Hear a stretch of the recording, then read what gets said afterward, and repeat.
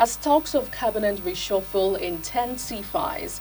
Now, with sources indicating 11 ministers could be relieved of their positions, the special advisor to the president on information and strategy, Bayo Onanuga, revealed this in his first media briefing at the presidential villa in Abuja.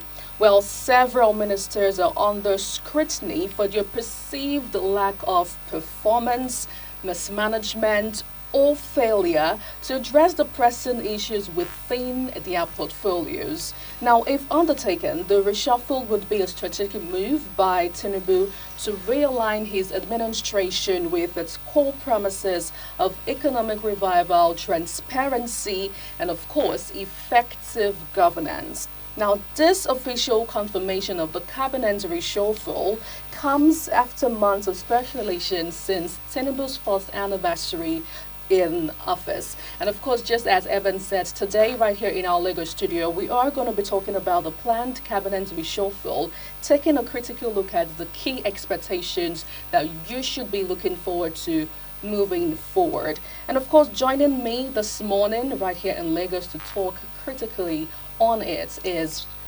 Otumba Kenny, a public commentator and analyst, and he joins me live this morning. Good morning, and thanks for joining us. Thank you. It's always my pleasure to be with ITV, TV of choice. Thank you very much. Yes, indeed. Now, can you give me a quick take on the state of the nation at the moment? Because it seems to me like Nigerians have been distracted for a bit, considering everything that has happened. So far, so good, especially at the national level. Thank you very much. I first want to salute the courage of Nigerians for their resilience, for their steadfastness, for the belief in the motherland. I give credit to Nigerians, despite all what we're going through. Kenya only experienced a jump of inflation from 4% to 7%. We saw what happened in Kenya. Suffice to say, we are in the double digits. That shows you the level of resilience that we have in Nigeria. Our inflation is around 32.26%, in that range, and yet we're still kicking up. There had been a variation. Come to think of it, we've gone through a lot of challenge. For instance, I also want to talk about what we've gone through, bad governance. If you look carefully about the pursuit of the current administration, almost everything they symbolizes, they shared with people as what they intend to achieve. I will regard it as work in progress, because the nation is in industry, the nation is in quagmire. Suffice to say, if we look at it carefully, quite a lot of things have not changed. That's why we continue to see endure and persevere. You will see now that as of today, our reliance on oil is still, as an export, is still 90%. That is, most of our earning is from oil, 90%. Despite the diversification we're claiming, as of today, the total revenue we still get 70% account for government revenue from oil, and yet we see now that we lose almost 10 billion of this worth of this oil almost every month. That shows you the kind of situation we are. We still rather with infrastructure, lack of infrastructure. Energy has posed a problem because we've not been able to manage the even price mechanism of the energy. We look at the transport. Transport has been a very, for instance, if we can't manage the price of the fuel, the energy cost, the transport cost will be very high. Communication has been quite a lot of issues with us. If you look at the unemployment, out of every one in every four people could not get a job in 1 hour, which means the rate of unemployment is still about 5% rebase. And if you look at the traditional approach, it's about 33% for the youth. Quite a lot of youth, that compares 70%, you can imagine. Big chunk of them don't have jobs to do. Our economic growth has not been very significant. We are still on 2.9, though we have a projected growth of 3.5. It's a projected growth. Look at our insecurity. We're still battling with a lot of question of insecurity. For instance, now, with all of these things you have mentioned, because it's quite a lot, could this actually be the reason why we are anticipating a planned reshuffle? What is your assessment of this reshuffle? Interestingly, yes, it is. I will say now that the reshuffle is based on public agitation. because people are not really feeling the impact of the government. Take for instance, the minister are supposed to be representing the president, and when the president himself is now asking the minister to face the public, it means people are not even facing. Because if really they are demanding, if really they are delivering on the core values, on the core mandate, the people will talk about it. The people will feel it, and what people are going through is perpetual agony, hunger and anger, and a futuristic expectation that it will be better. Yes, we believe that the future is brighter. Yes, we believe the policies review, the new innovation, the transformational strategy, the policy and actualization. Yes, they will give, but look, what people are looking for now is this. I mean, there is excruciating pain of pregnancy that the administration claim that we're going through.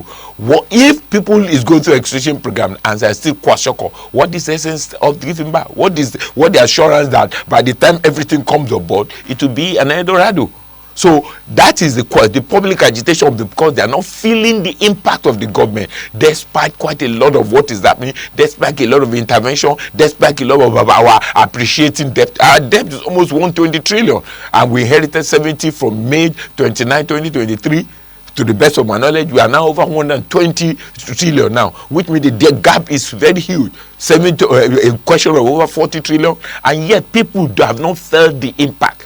Though there are possibility, the future is bright, yes, because we need to believe in Nigeria. We need to believe Nigeria will come on board. But as of today, hunger and anger is still the order of the day. Now, speaking about impact, just as you have mentioned, it was also worthy of note and wasn't to note that when Bayo Onanuga was given the official confirmation to this, there was no timeline attached to when this would happen.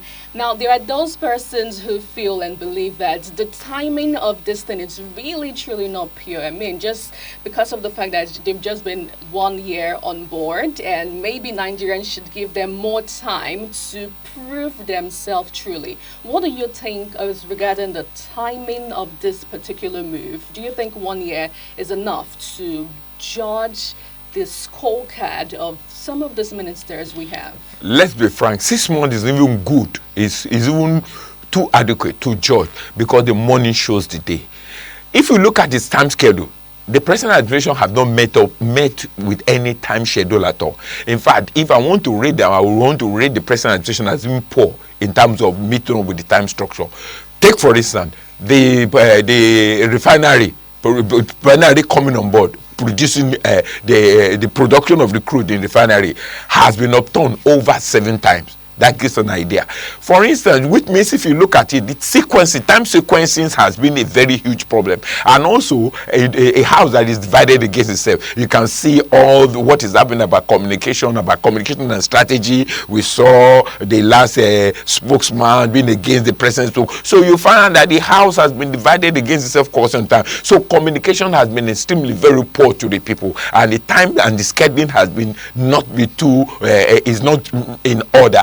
Take for instance, you say there are a lot of expectation. For instance, quite a lot of addresses that have been given by the president have not been timely. I mean, the people that has not been timely in terms of meeting the right expectation.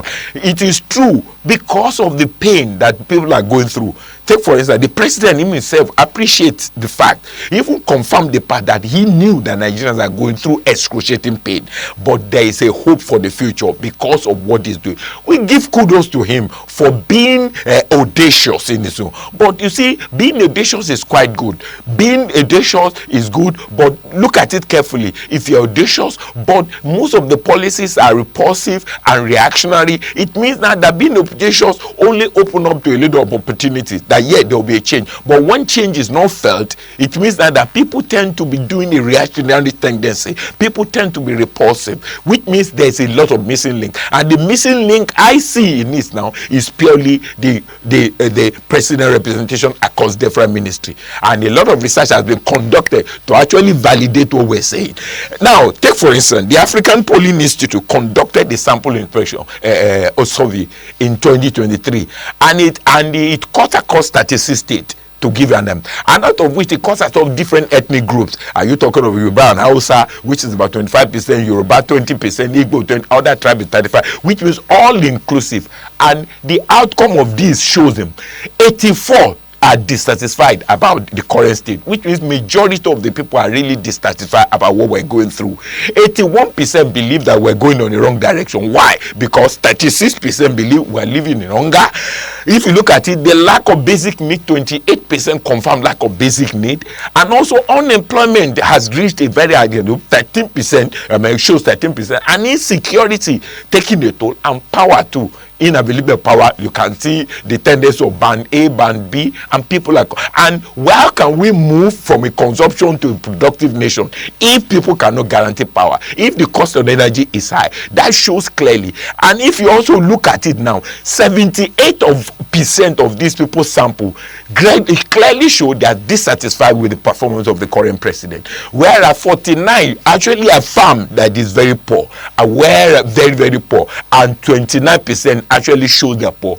And also, it is also on record that 24% of the entire population, based on that projection, show that they have a low purchasing power, that there is a lot of economic downturn in what they do. That shows clearly of the pulse of the nation. That shows clearly there's a clear missing link between what the Eldorado, the current administration promised, and what they're delivering. Now, and these are interesting facts that you have mentioned, and it's also worth it to know that we have over 50 ministers currently on board, not trying to go overboard with it, because I think right now we have 46 ministers. That's correct.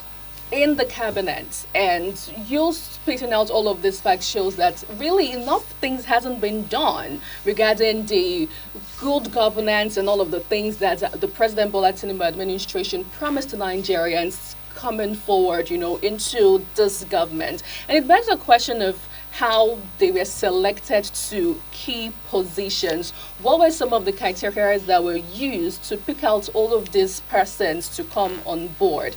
Are we seeing a situation of political patronage? Thank you, though. Very, very interesting, and that question is timely, and it shows the genius in you. I must appreciate that question. Thank you very much. But let's look at it carefully. If we look at the careful selection, there was an emphasis on core competence, capacity, competence, capacity, and character, which is what people leverage on. But what we've seen is that there are other criteria that were involved. Political patronage took a lot of downturn, because we're saying that, and also ability to peer from the technocrats. But if you look at it, over 50% of the cabinet makeup are based on political patronage. We've seen some of them governors who have served, some governors who could not go on the second term were there, some of them who have served, some of them who call themselves political juggernaut, that they work for the president. Like compensation. So it is, so the most of the selection, 50% to the best of my knowledge, are purely compensation. 50% are on people who are not connected to the duty. Suffice to say, even when they were coming in, they did not have portfolio. And we see the shoddy interview, the shoddy screening that was done by the legislative, which is the upper house. We saw quite a lot of them. You just come in there, political patronage, and some of them is obvious. Even in terms of many people were not allowed to ask conduct question. You find out all the senator, more of them, because some of them were selected by the senator, they have their hand, and they defended their candidate. And out of that, we saw the shoddy screening process, and we saw the shenanigans in the progress. As of the vendetta was there is a lot of communication now. Some were even rejected when they went to us already. First, Yambo was the typical example that when they came, so we found out that the shoddy screening process actually was the major issue. For instance, the issue of core competence, the issue of core competence were not given issue of character, issue of competence. We're feeling there are a lot of character assassination, character issue in this incident. You've seen gross incompetence, we've seen underperformance, we've seen a lot of issues. You can imagine the Edugate issue that we got, a minister of humanitarian that were involved in whitening the corruption. Even up till today, we've not seen the verdict. Those are the issues that call political patronage, political compensation were more or less responsible for the non-performance. But that's not saying that we don't have performance. Quite a lot of them, quite a lot of ministers. So we will give a breakdown because I categorize them into different stages. There are top performer, there are low performer, and there are also people that could not make any meaningful impact. Interesting. Before we get to start highlighting some of the top performers that we have over time within the space of 1 year, just for context,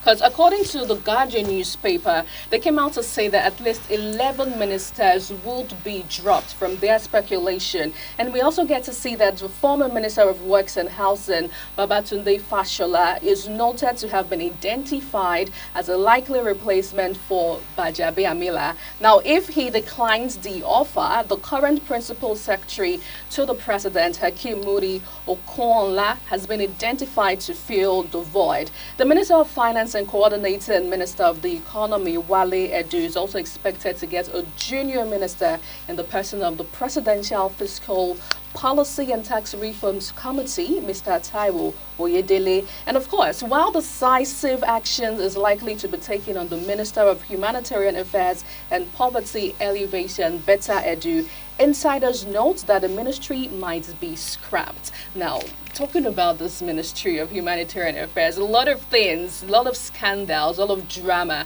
has, come out from this particular ministry. What's your foreseeing on what might happen to this ministry?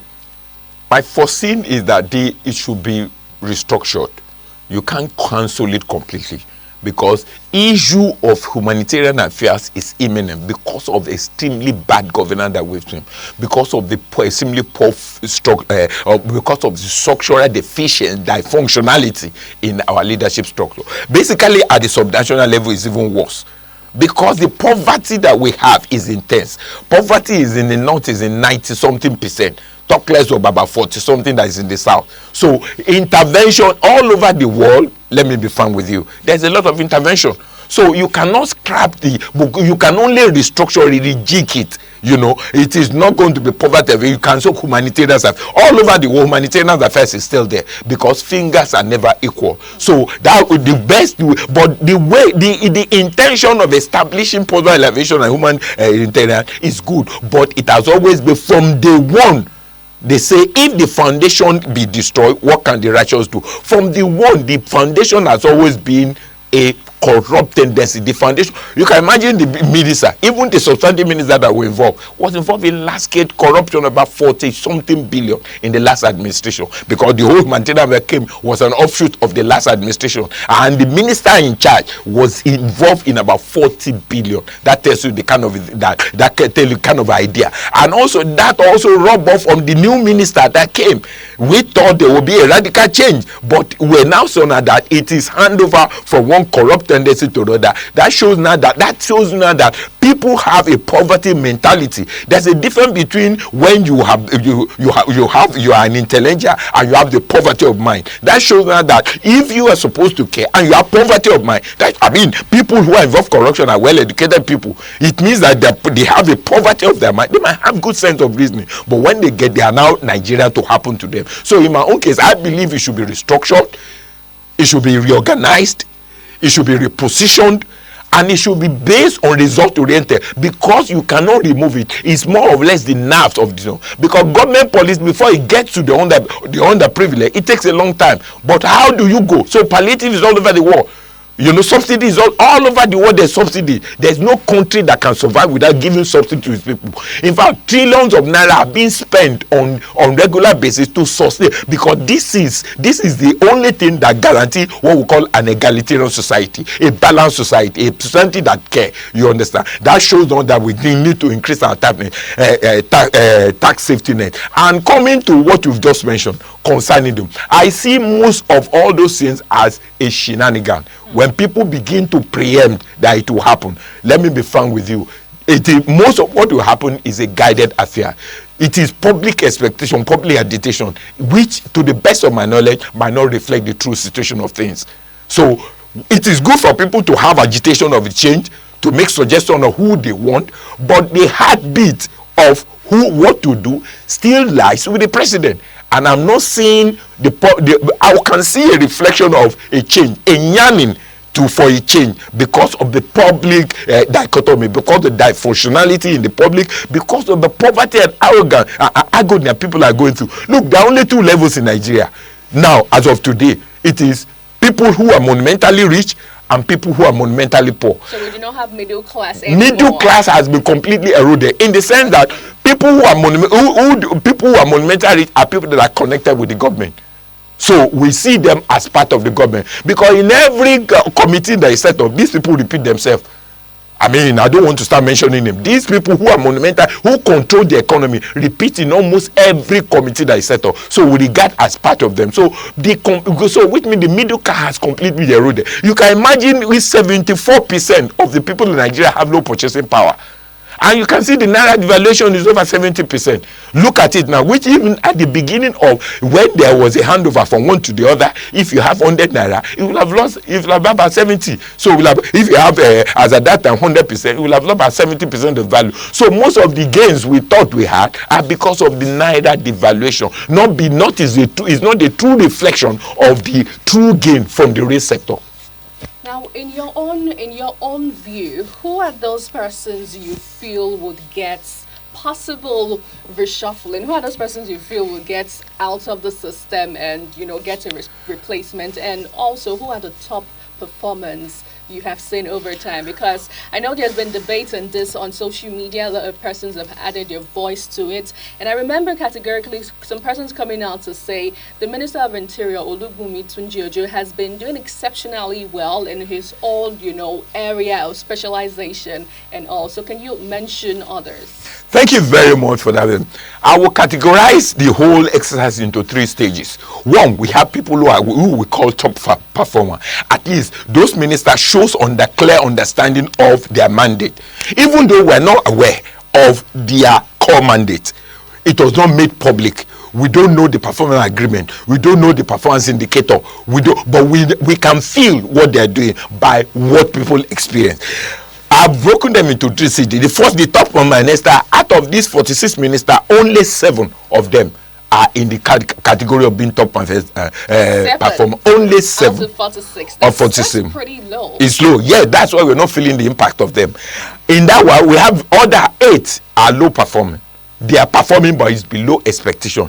And we have 9 of them that are not even performing, that we cannot trace any meaningful to them. Take for instance, and those that are top performing, from my own research base,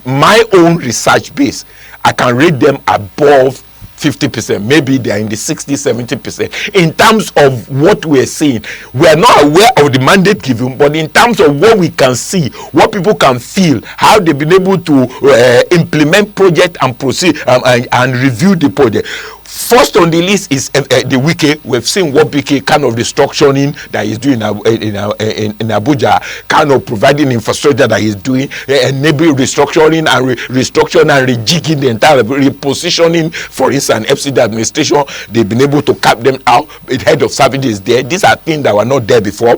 Then we see Wale Edu being in charge of finance. We've seen what he has done in terms of technology, how he's been able to ensure that we have streamlined the finance operation. We've seen the issue of how been able to look about the exchange rate, the new approach in the exchange rate we do. We've seen about the new impression about national revenue service, the intent to do consolidating the affairs. We now see how they've been able to offset and a forward contract. Then we talk about Professor Party in the health. He's been able to attract some sizable input into the country. We talk of Bumi Ojo in terms of being able to ensure they clear about 2,000 passports that is there. We talk of the Muhammad Malagi information, interacting with people, at least selling the post of the visiting station, ensuring that creative news, ensuring that more or less giving a pulse to national orientation. We've seen Festo Kiamu in what he's doing in terms of being rated now. Emirates is now in the country. We've seen David Umahi, we have seen him going around. So all those ministers that mentioned their work is open, is in the public space. We've seen what they're doing. So I can only talk about 7 top ministers in terms of what they've been able to deliver. Though we don't know, and I've said to the best of my knowledge, they've been able to actually show show that the mandate given to them, they're able to communicate in action and in communication. So, but if you talk about the area of competence, character is what I cannot vouch for, but I can say in terms of competence, in terms of their the way and the competence and the capacity they've shown capacity, because we have quite a lot of issue when it comes to character. Character is not predicted, it's attitude and behavioral pattern. Those are the group one. The second group I call non-performer. These are people that have rated below 40%. The first one, I gave them 70%, at least in terms of what they are doing. I might not be availed of the mandate given to them. But the second one, I call low performer. They are performing, but they are not meeting the expectation. The first on the list is the creative industry. You can imagine what we're doing as African in the diaspora. Look at the Burna Boy of today. Look at the Wizkid. Look at the Davidos. Look at the entertainment industry. Look at, we are not talking of millions of dollars. But now, we have youth who are in there. And here we have been able to see, we have not been able to waste any significant impact. What we've seen is a media propaganda of what they want to do. It's not the media propaganda of what the minister is doing that well. We're talking about how we be able to raise employment, how we be able to drive, what contribution do they have to the GDP. The second one, Lola Adejo, in terms of tourism. We've not seen any appreciable impact in tourism that we're doing. You can see so many tourist centers we have in Nigeria. These are source of the revenue that we should do, but we've not seen clear understanding of the policy of what it to do to the best of my knowledge. And when people are announced and the minister, they dissolve into that ministry euphoria. We are not talking of power. Power has not been very regulated. It has been, you can imagine, Bambi, people are paying, and the minister is coming in at 50% of Nigeria number. Hey, you understand? People are paying people are paying through their nose. I mean, a nation fuel has not been regulated. So we've not been able to feel the impact of power. How can we be talking of moving from consumption to production when power becomes available, when people are paying through their nose? We're talking about the Minister of Trade, this Doris Danike. We look at it carefully. I mean, even in understanding of how to sign the program, MOU of understanding with UK, and we've not seen her really showing, the competence and the character. So what it means that most of all these people are based on political patronage. We're talking about the Minister of State of Health. It's more of a humanitarian affair rather than what he's doing in the health. I mean, we believe that he's from the diaspora, but what he has done is more of humanitarian. We are not talking of Minister of Solid Mineral. We appreciate him, but I think the Minister of Solid Mineral is in the wrong position, in the sense that quite a lot of, what I've heard from him is, you see, Solid Minerals pose another gold mine for us. What we've been able to see now they've been able to talk about $5 million worth of $5 million, whereas I'm talking of trillions of dollars in terms of the resources of what you have done. He's been able to settle much, but he has not been able to deliver in quantum, in qualitative and quantitative value. He has not been able to bring. Look at the exploitation of mineral resources. What have we done? Who have we caught? You understand? In terms of, look at the Zamfara, in quite a lot of the north, in kind of where they cover with Boko Haram, the exploitation, we've not only seen the threat, but we've not seen the impact on it. Has it driven our revenue up? No. Then secondly, we're talking about Bosun Tijani. Bosun Tijani, yes, he shows promising. He's a young man. He said he's going to attack $2 billion in terms of to build on infrastructure, to build about 96 kilometers, all of which 36 has been done. But today, have we been able to attract it? What have we done? I know now that he's building human capacity. Though he has a good mind. He's a resourceful young man. He can push. But have we been able to feel the impact in the telecom sector? Look at the current downturn in telecom sector, where the telecom company are losing almost their share because of the increase in the forest value. I mean, shareholders are being wiped up. So if you are a minister instead of that, and there's no immunity, there's no buffer, we'll not be able to see any appreciability. I'm not saying they are not doing the best. Talk of the budget plan that took over Godu. You see clearly that yes, we have they've gone for supplementary budget, but has hardship ended? Hardship is even more. Look at what we've done. We've done the supplementary budget initially. It's a lot. It is a lot, and I mean, time will not even permit for us to begin to analyze all of these ministers one after the other, because statistic has it 46 ministers in Tinubu's administration. Now, hopefully this reshuffling happened, because the timeline wasn't given to it. So we right now do not have the information as to when it would happen. Now, what do you think would be the implication rather of this reshuffling for Nigeria's economy? Let's be frank. we have to be very careful. About 9 of the ministry that has substantive minister of state are non-performer. It includes transport, water resources, environment, youth, police affairs, defense, sport, steel, and agri. These are all viable of ministry that they've not seen any measure of performance. It is home view. Now, the impact of the fourth minute, we expect. No, in wrapping up, we expect a kind of a paradigm, a rejig in the system where core competence are given. And what we are expecting is we expect the government to operate what we call a lean approach. We cannot afford a bogus approach. In fact, quite a lot of ministries can be streamlined. They can still have the deliverable because blue economy, we have not seen any meaningful impact. And these are revenue source. So the rejig should come to it should be 50% is what I'm looking at, not that 11. Because if you're talking about 11, it means political patronage is still there. We expect a lean structure, whereas almost all the diversification can still be there. But let us nurture it. Let's set a better template. There's some ministers that have done well. Most of all these ministers that are there could be rationalized. So let's reduce the number of ministers. Take for instance, why do we have minister of livestock when we have minister of agriculture that is not performing? We really must go now. Thank you very much. Thank you so much, Mr. Kenny Otumba, for taking our time to ensure that you analyze all of these things, and hopefully we see the government of the day doing the needful, and of course Nigerians holding your leaders accountable to know where they're doing well and where they're not doing well, and where also needs improvement, sort of. That's our bit right here. Thank you so much for coming. Thank you This morning. That's our bit right here in our Lagos studio.